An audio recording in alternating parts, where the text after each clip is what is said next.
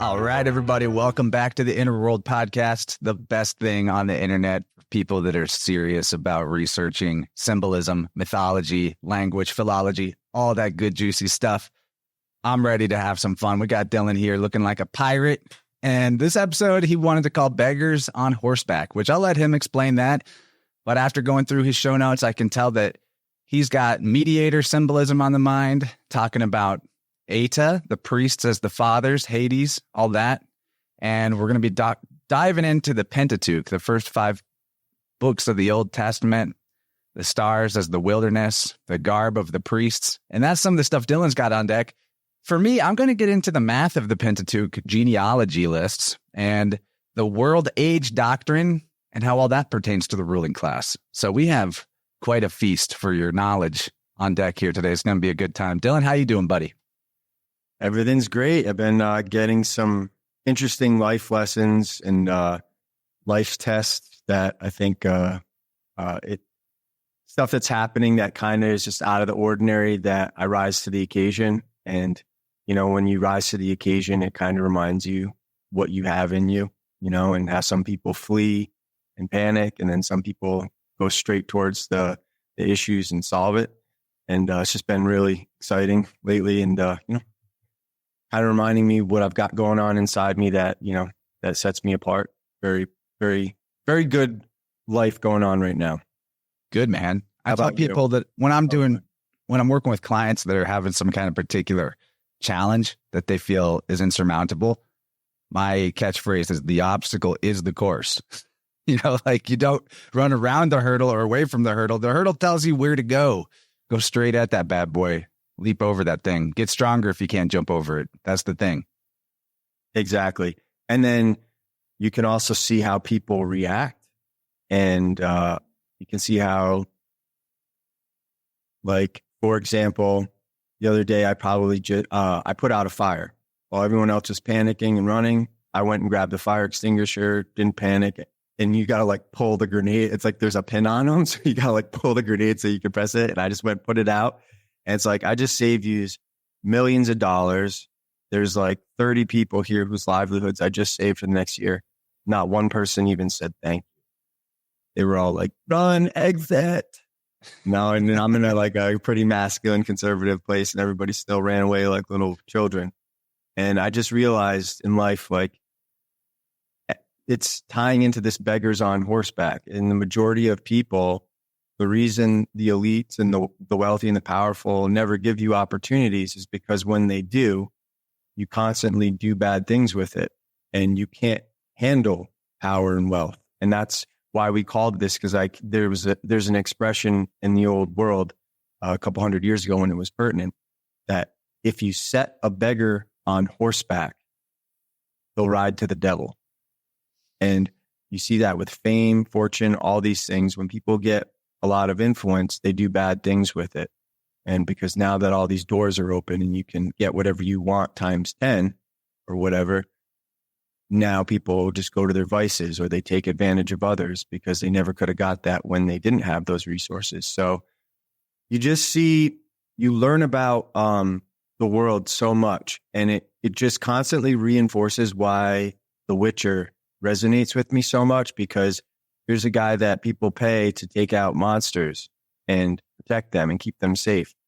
And he does the job, but they almost look at him like he's a monster for it. And he's not welcomed into society. And he has to kind of keep this fringe, like in between, not really siding with anybody. And I just think that there's a lot of that. There's a lot of benefit to living that kind of lifestyle. So you never get caught up with the masses, because they're always going in the wrong direction anyway. And for those who've never heard this expression, a beggar on horseback is a person unaccustomed to wealth or luxury who will easily be corrupted by it. And the word person, as we talked in the last episode, 2 episodes, I think, is interchangeable with parson, a beneficed member of the clergy. And a benefice, a permanent church appointment, is typically that of a rector or a vicar, for which property and income are provided in respect of pastoral duties. And benefice, if you were to pronounce it like Italians, it'd kind of be like benefice. And so that brings another layer to the meaning of Pope Boniface, which, for those who've read Spirit World Book 2, The Blackest of All Magic, that won't be lost on you, because the name means do-gooder, or one who does good. Yeah, and it has that idea of the beneficiary in trust law too, which I'm pretty sure that's the position of the Pope to the whole world system. And we're actually going to talk about that. We're going to talk about where this idea of the pontifical emperor is derived from, or at least what gives that the perceived authority throughout history. I have some good stuff about that. What I liked about last time, I think we should continue the pattern, is you have your Substack article, and it goes down to the line where the paywall starts. And maybe we can just go through what's in the free section of that. That's what I do. Yeah. So there's lots of free content on Dylan's Substack. You don't even have to you don't even have to toss a coin to your Witcher, although I recommend it, because the best stuff is after the paywall, of course. And we put a lot of time and energy and years of expertise to filter out the information that we sift through to bring to everybody the nuggets that will make sense of the symbolism, to make sense of the language. So yeah, let's go through that. Let's get into that till we get to the paywall. Then we'll cut over to our members only section, and there's lots to talk about. So we better get going. Perfect. So I started off with a citation from Taylor, and he wrote, "What does not the theophagist, which means God flesh eater, owe to his spiritual pastor and master, who has dished him up such a bit of heavenly lamb with such hellish sauce to it?" And that is so deep, because you have the God flesh eater, which are the people who eat the flesh and the blood of Christ, right? And then you have that heavenly bit of lamb, right? The Lamb of God. And this goes all the way to India, where they're burning the lamb. But before Christianity, the Latins called it the Agnus Dei, the Lamb of God. And that is how Jesus was depicted all the way up to 680 AD, where they actually passed a writ, and we've talked about that and cited it, read it, I think, in Latin, where they had to actually pass an edict to stop depicting Jesus as a lamb and start depicting him as a man, all the way up to the end of the 7th and beginning of the 8th century AD. Now, this is important because when you look at that lamb, we've covered that with the Lam and Lav and all these relationships it has with these sun gods. Well, you have temples to Mithra, and that's before Aries. It's the sun in the sign of the bull. And Mithra is wrestling the bull with the sun, which signifies mediator, or one who binds a covenant, contract, or oath. And Wiki, just to quote them, describes Mithra as an ancient Iranian deity of covenants, light, oath, justice, the sun, contracts, and friendship. In addition to being the divinity of contracts, Mithra is also a judicial figure, an all-seeing protector of truth, and the guardian of cattle, the harvest, and the waters. And which planet is the only planet that in Ptolemy's dignities is dignified in water signs? All of them? Oh, you're asking me which planet is dignified in water signs? Do you remember? No, I don't know that one. Mars. Okay, that would have been my God guess of because War modern and the sea. I got mixed Now- up by modern astrologers always saying that Mars is in detriment in water signs. Yeah, because they don't know anything about the ancient system. And that's the problem, is there's a massive disconnect. And this is what I'm showing people. And that comes from Phoenicia. We've showed that Mars is an inscription on an alleged Etruscan pottery dated to the 4th century BC. I don't know if it's authentic. I'm inclined to think it might not be, but because it reads from left to right as opposed to right to left. That being said, you see that going all the way back to the Phoenician word maud, meaning great, which the Irish still use, Inish maud.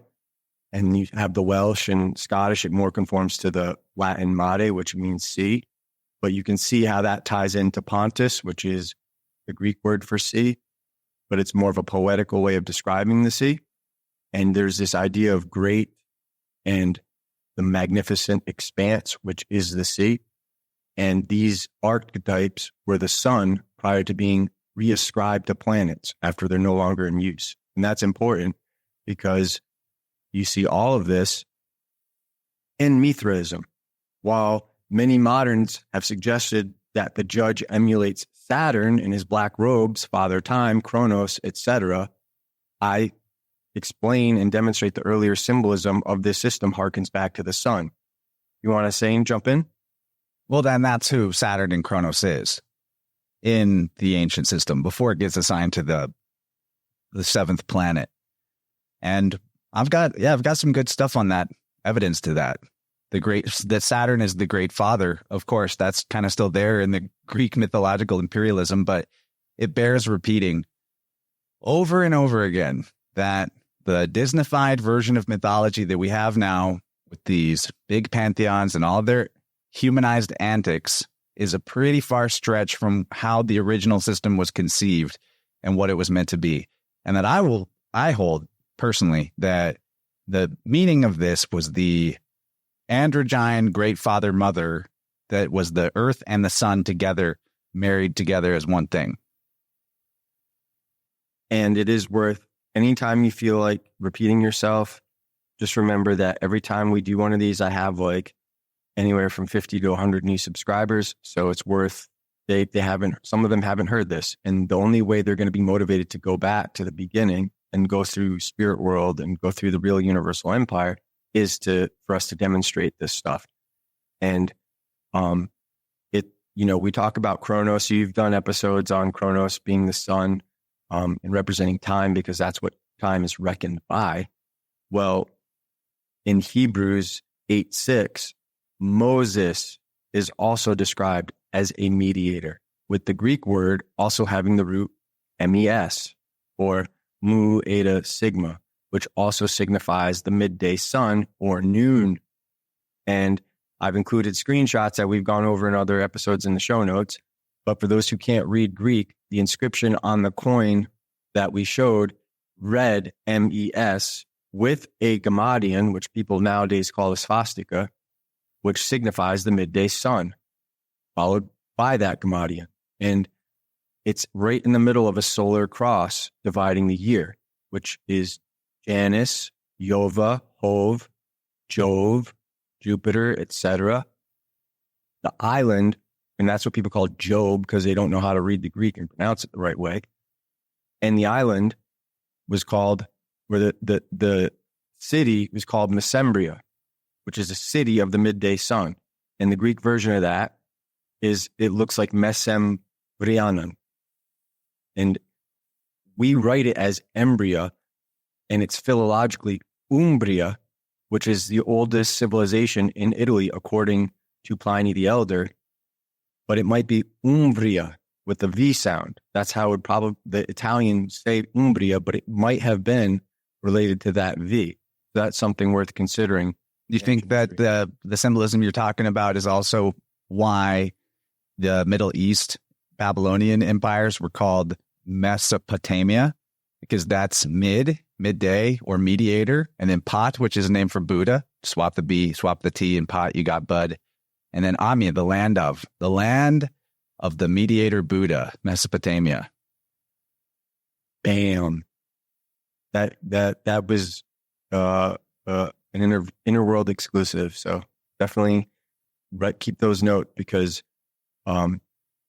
what's going to be good about this in this first portion is we're going to show you why it matters culturally, right? Because I'm not about just talking about this shit, philosophizing and all that stuff. What we're going to show you is indisputable across the world at a time where it shouldn't be, according to the chronological history we've been given. And now that you see that all these Moses, Moshe, all that stuff are sun archetypes, mediator, and Kronos. And then Kronos is always depicted with like the horns and stuff. Well, you see Moses depicted with the horn. So there's so many ways to link them. And it all ties back to, allegedly, India and the Orient, because their concept of horn was synonymous with radiance. And so, but it might be coming from Cornu, like the C, CH, H are interchangeable. So you have cornucopia, cornu, horn, that in the European world, but then it has Keren. It looks like KR, or well, technically QRN, but you could say KRN, where it's the root of Kronos and all that stuff. And in Hebrew, even that word means horn and both radiant. And that's why anything that deals with luminaries, usually in mythology, has horns. And people think that it's an artist misinterpreting stuff. You have Dunning-Kruger effect. And I'm not trying to be disrespectful. If you think these initiated people who do this kind of work are misinterpreting stuff at the highest levels, you probably have Dunning-Kruger. Anyhow. Well, here's Moses with the horns, depicted this way in all ancient artwork and sculptures. And the seed myth, or the corn myth, is at the root of that, one of the ubiquitous elements of the monomyth across the entire world in the ancient civilizations. And Kronos, again, is KRN or CRN. It's the corn. It's both the bounty of the cornucopia, that the sun impregnates the earth and we receive all of that abundance. It's also, like you said, the rays of the sun, the radiance, and the mythos of the seed, Adonis, the underworld journey that the Osiris figure or the savior figure goes on, planted under the ground or buried under the ground or put into the tomb or the cave of Brahm, and then regenerating, coming back up, just like the sun rises again every day. And just like the return of springtime after winter, this is part of the fractality that this mythology is trying to illustrate to us. Yep. And for those who want to just look up that word who aren't familiar with Hebrew, it would be spelled Kaf, Resh, Nun, Sofi. Type those letters in if you don't know how to write them, or search for them with a Hebrew keyboard. But I think now, unless you want to cover some of your notes, we'll get into Christ's eternal priesthood, the epistle to the Hebrews. Now let's just roll through it till we get to your paywall break. Awesome. Quite a bit there for our free audience. Yeah. And why don't you read that? Would you be comfortable reading that quotation? 1 second. Just move the screen. Just so it's not like me monologuing. Christ's eternal priesthood, epistle to the Hebrews 8. And the sum concerning the things spoken of is, we have such a chief priest, who did sit down at the right hand of the throne of the greatness in the heavens, of the holy places a servant, and of the true tabernacle, which the Lord did set up, and not man. For every chief priest to offer both gifts and sacrifices is appointed, whence necessary for this one to have also something that he may offer.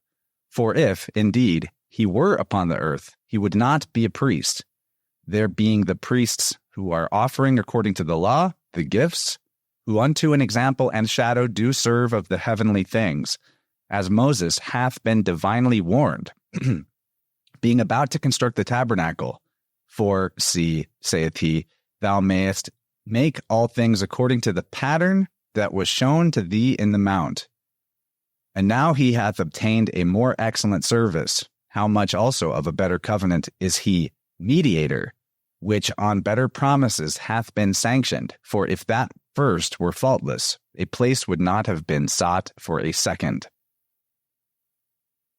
And that is really encoded with astrotheology, right?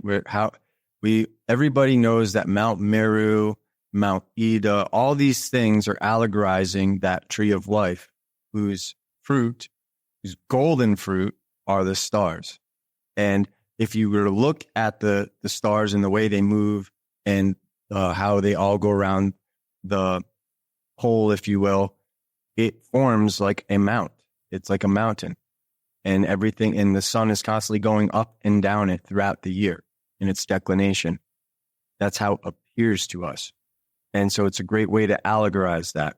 So when you see that, say that, makest all things according to the pattern that was shown to thee in the mount. Right? And a mountain and these high places are the best in the old world.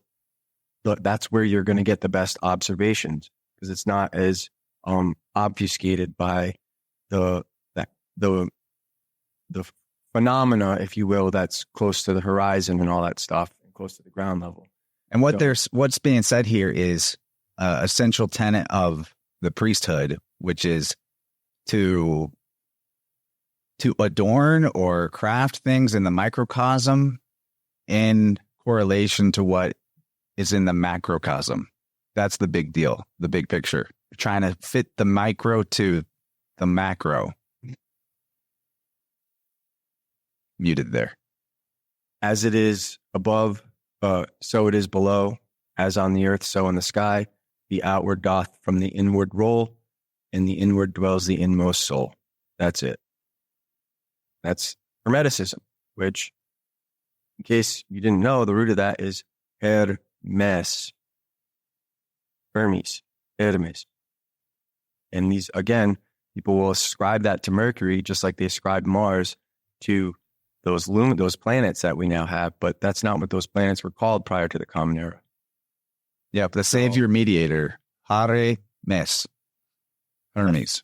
And so it's important for this because Moses, you're dealing with an epistle to those who have passed beyond the Hebraic degrees of masonry, which are priests.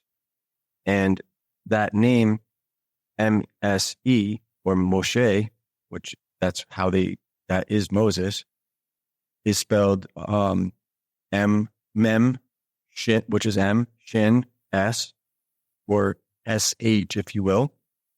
And then Hey, which is E. It's pronounced Moshe. And that was a term for an initiate in Egypt. And so that saved by the waters, saved from the waters, all that symbolism, it's basically encoding baptism and being born again into a new brotherhood. You know, this is even in like pretty much almost all secret societies, versions of them, whether it goes down to Cosa Nostra or anything else. You're being born again to a new brotherhood. And the slight variation for that term, you know, it's kind of like how some people argue about the Hebrew name for Jesus being Yeshua, but it's literally just Isua. You know, so like the word for salvation just looks like ISO or deliverance, ISE. They're just encoding it by slight, subtle changes.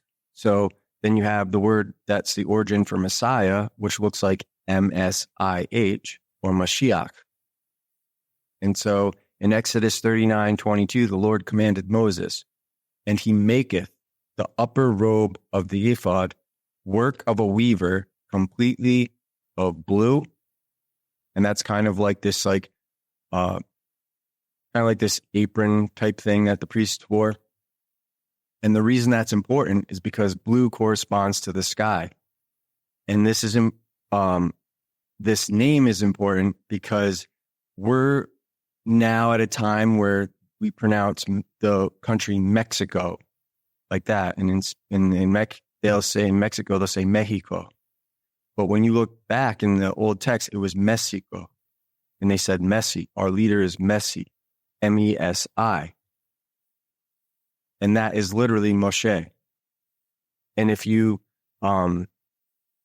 look up Messi or the Mexican correspondence to that Moses, it's Huitzilopochtli, something like that. It's spelled Huitzilopochtli nowadays. It's different in previous eras. They spelled it differently. If you want to pull that up, you'll see he's depicted in the blue, and he's just like Moses. And if you look at that that description from that passage we read earlier, the word for mediator in Greek, which signifies an arbitrator or a mediator, is from the word Greek mesos or mesites. Suppose that's all coincidence, right? Just like their word for divinity in God is theot, which has the root of tutates, tuisko, tot, what they call thoth, all of these things. It's all there. King David. Yep. And they can't explain it. So do you want to read that? What's interesting is this is we're going through Robert Taylor's, this particular work of his that I hadn't read before. And so I hadn't gotten this Mexico gravy from him. I got it from other people before this was published. So he's since those works, he came out and published this. So I'm guessing he read some of those. And do you want to read that citation where he writes and kind of goes about it right after? Yeah, do it up. Yeah, he wrote, "It will not be pretended, I hope, that the inhabitants of Mexico, who, before their invasion by the Spaniards, Pizarro and Cortez, had not heard of the existence of either Jew or Christian, could have borrowed their theology from our Hebrew Pentateuch. Yet it is their Mexi, or Messi, the founder of their race, the perfect counterpart of the Hebrew Moses, and their supreme God, the adorable Huitzilopochtli, the facsimile of Jehovah." And this, it's a hard one. It's tough. I had to redo a lot of those when we were doing the audiobook for Terminalia. But one thing that is worth pointing out for people that might want to chase down this particular lead about Messi is Google search is not your friend. Modern academia is not your friend. There was a whole bunch of research and authentic investigation into these cultures at the time that contact was first made when the Europeans came over. And a lot of that has been buried or burned or destroyed. So your best bet is to do as Dylan does, and I like to do, going back to some of the first writers to talk about these things is where you're going to find the references to things that are just not going to show up on your Wikipedia page or your Google search. And you're going to be confused by this with the modern interpretations and the way that the culture of those civilizations has been modified. Their own history has been washed, so most of the people in it don't even know. Yep. And just to remind everybody, all the Masons who are involved with the actual planning and setting up of these temples, they had to be priests because they had to know the cosmos. They were the men from beyond, Hebrews, those who have passed over the Hebraic degrees of initiation in the Masonic priesthood. And so you needed to learn astrology and astronomy in order to build these temples based on these cycles. And in order to keep that astronomy precise, they created the astrology or astrotheology to remind them. That way you could take it with you and not ever have to worry about it being tapped into or acquired by other people, because you have to remember this is a guild. This is a profession. And if you lose that skill set, then other people can do it. And then there's no need for you and the profession gets watered down and you don't have that lavish life luxury. And so Taylor added, and thus we have a blue curtain, the sky, hung upon 4 pillars, seasons, overlaid with gold, the light of the sun, and presenting the figures of cherubim of cunning work. And I say cherubim because that's how it's written. We say cherubim, which are cosmic cycles. And according to the pattern of things in the heavens, which are the asterisms and the layouts of the stars. He writes, and are we to be so stone blind? Are we so to renounce all faculties of reason which constitute our rational nature, as to oblige our preachers of the gospel by not discovering that this blue curtain with cherubim upon it was and could have been nothing else than an astronomical idoranion, or an orrery, or picture exhibiting the relation of the heavenly bodies precisely of the same nature as Walker's orrery, which you may see every year and anywhere where astronomical lectures are given, with the advantage of a suitable astronomical apparatus. You want to show the picture of an orrery? Oh, you got it? I've been a step ahead of you every time. Got the picture. Sorry. So when you see me muted and like that delay, it's because I'm not on our screen where I can see us. So I just always like to remind you that. So it takes me a little bit. So do you want to take that next paragraph? Yep. Just a second. Okay.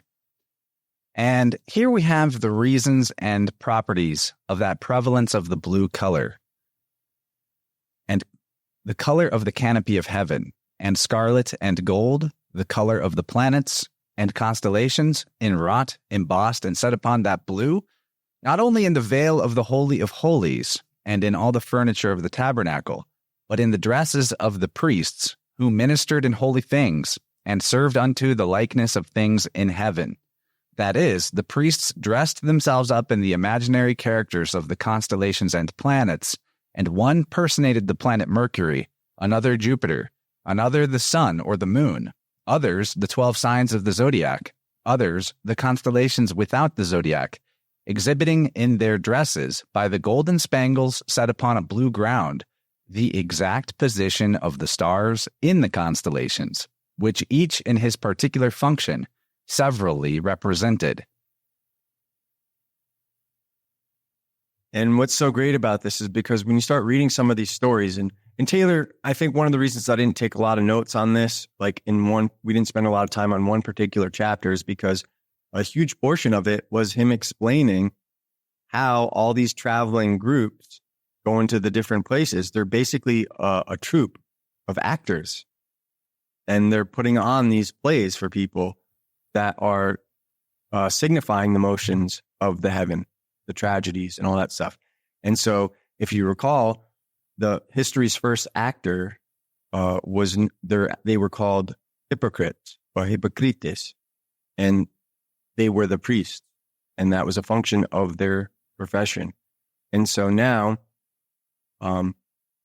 Matthew 16 makes much more sense when you read it like that. Hypocrites, the face of the heavens indeed ye do know to discern, but the signs of the times ye are not able. And so most likely those who are able to determine the signs of the times are the ones not initiated into the upper echelons of that priesthood.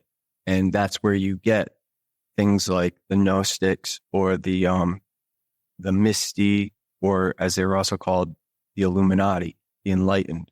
And those people, that upper echelon of the priesthood, would be the ones who actually know all the little details that the people in the lower rungs don't know. Do you want to continue with reading out some of those notes? That next quote is fire. I think it'd be a good clip. Yep, let's do that. Yeah. Reverend Robert Taylor, he could not have articulated the following better. A book which represents God as a tyrant is a book only fit for slaves. A book which represents him as a liar is a lying book. A book which requires more explanation than it ever has yet had to explain away these representations had better be done away with and done with forever. To which he added, and it would be so, sirs, it would be, but for the secret of it, that 'tis by this wicked craft, and by the very wickedness of it, that bishops, priests, and preachers have their wealth, and roll in saucy pomp over the crushed necks of the mentally degraded, and therefore politically oppressed people. Never will tyrants and oppressors be got rid of till Bibles be got rid of. And that says, mega biblion, Biblion, mega kakon is the proverb. The great book is the great evil. Had the pretended revelation of God been worthy of a god? Oh, by the way, I was reading Greek. I can read the Greek alphabet. You guys can too. It's actually not that hard. Had the pretended revelation of God been worthy of a god, it would never have been done. Had its simple but holy purport been, all mankind are brethren, all are alike the children of one common nature. Let them make themselves happy. That is wisdom. Let them labor to promote the happiness of others. That alone is virtue. The tale would have been done too soon. There would have been nothing in it by which one man could overreach the understanding of another.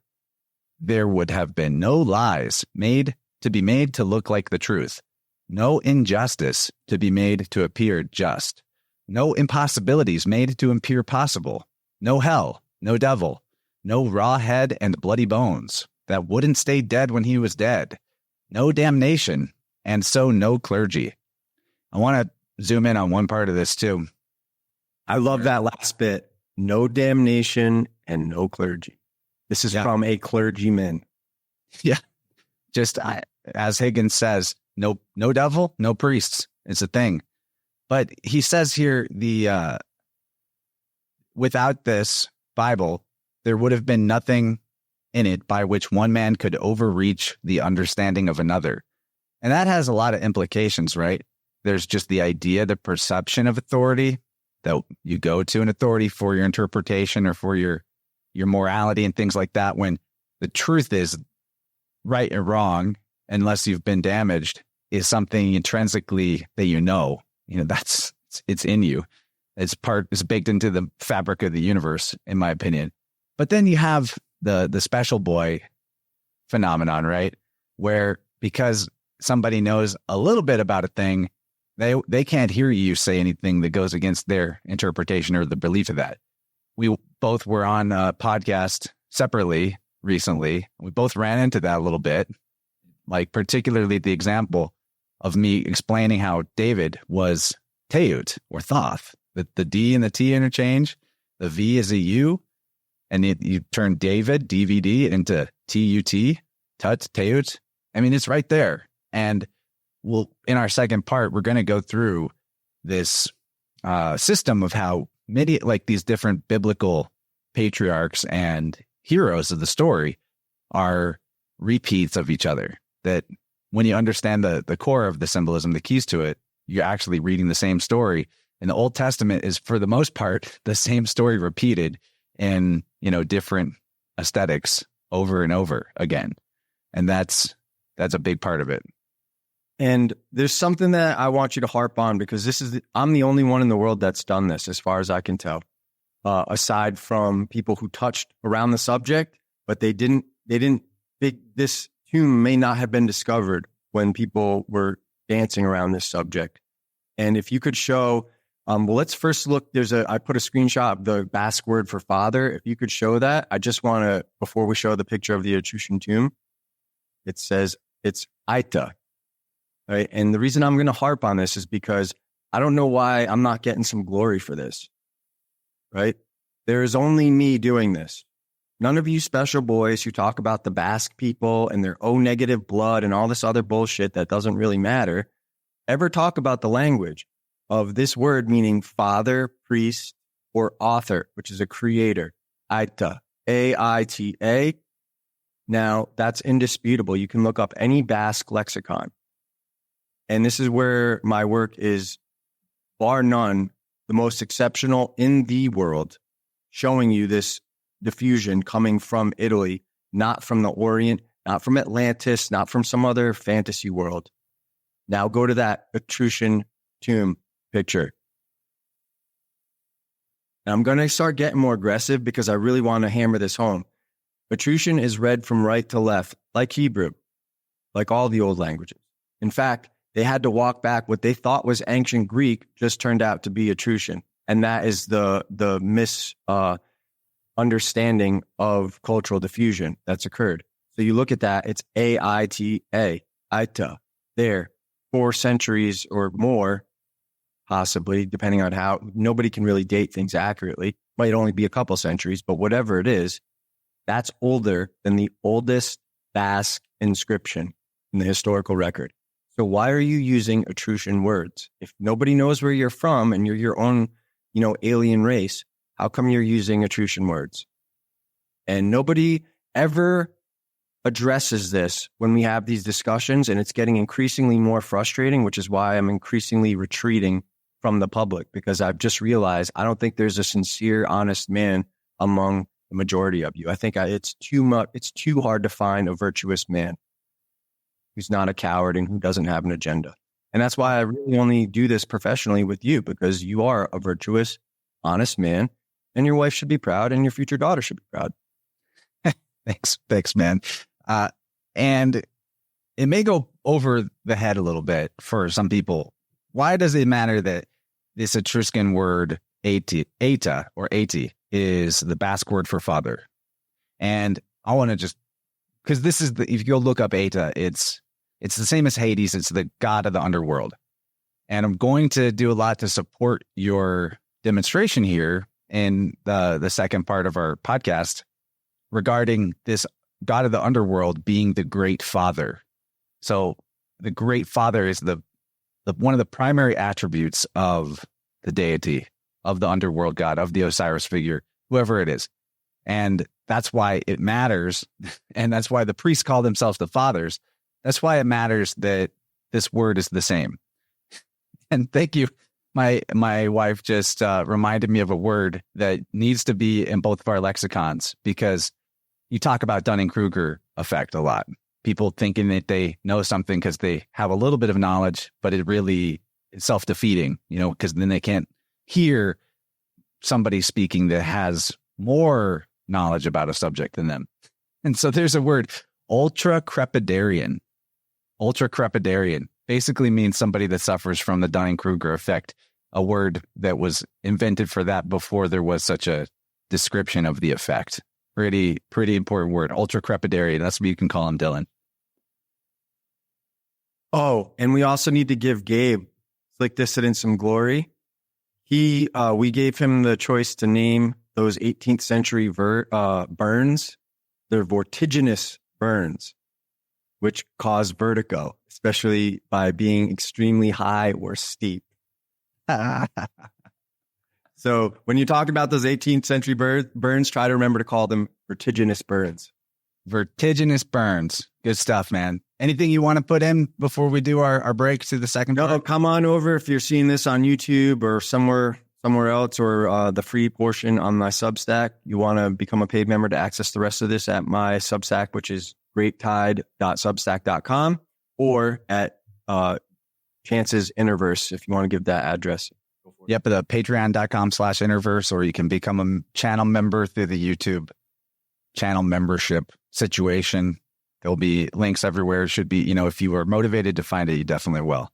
And then the next part, we're going to, at least what I'm going to talk about, is we haven't even dug into my notes yet. I'm going to help everybody understand the arithmetic of the genealogy in the Pentateuch, the first 5 books of the Bible, and the world age doctrine, and how all that pertains to the ruling class, why that matters to our current societal predicament, and how we got to that predicament. So lots more to cover. It's a big one. Strap in, folks. Thanks for being here on the free side and entertaining the possibility of supporting us. I think that it's well worth it. And we appreciate the members who already are doing that. We put a lot into this for you guys. Looking forward to the other side where we can really dig in.